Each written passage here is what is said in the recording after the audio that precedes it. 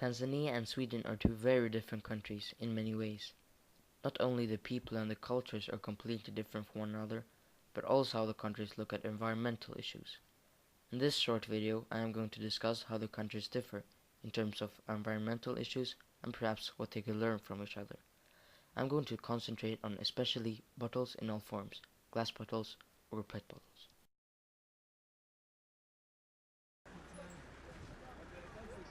In Tanzania, they do not think of recycling very much. You can especially see this on the streets in the country. There is garbage almost everywhere and people do not seem to care.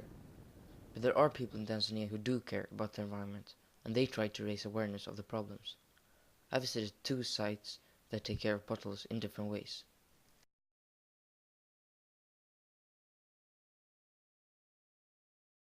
First, I went to an organization called Shanga. Shanga is in the city of Arusha in northern Tanzania, was established in 2007, and now has around 60 employees, of which most are in some way disabled. At Shanga they receive glass bottles from safari companies and hotels that donate glass so that the people at Shanga can recycle it and reuse the material. Shanga, which means beads or jewelry in Swahili. And here in our workshop, we are working with the challenged people.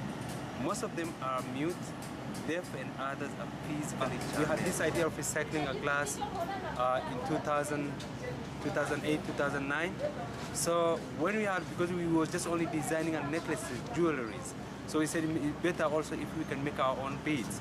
So, and then when we had the idea, we said it's better if we can make our own beads out of the recycled glass, because we don't have a materials.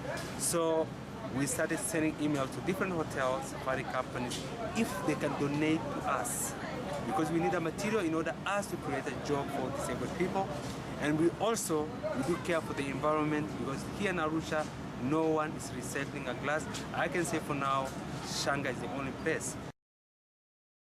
All the products, like all the glasses we have, are made here from the recycled materials. Yes. Okay, here in Tanzania was very difficult. For instance, we had a difficulty with the plastics.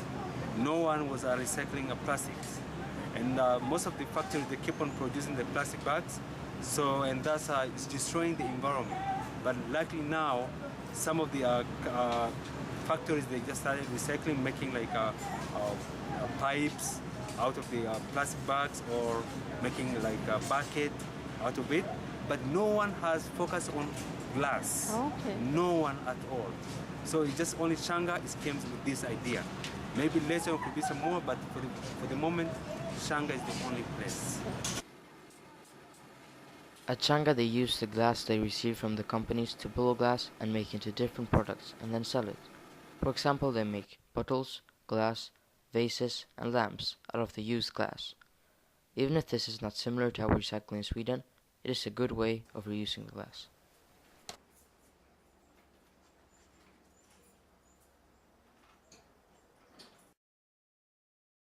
After Shanga, I went to a place where a company collects plastic bottles. They receive the bottles from companies that donate it, such as hotels and restaurants. A woman called Margit worked at this place and she explained what they did with the plastic bottles.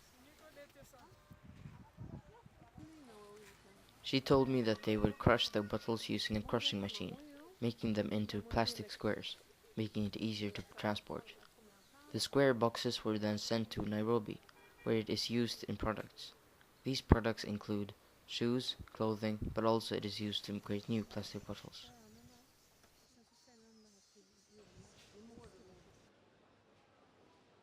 In Sweden, recycling is an entirely different story. In general, people in Sweden care more about the environment. This is seen especially in the organization of the recycling. Returpack is a company that is in charge of recycling of bottles and drinking cans in Sweden.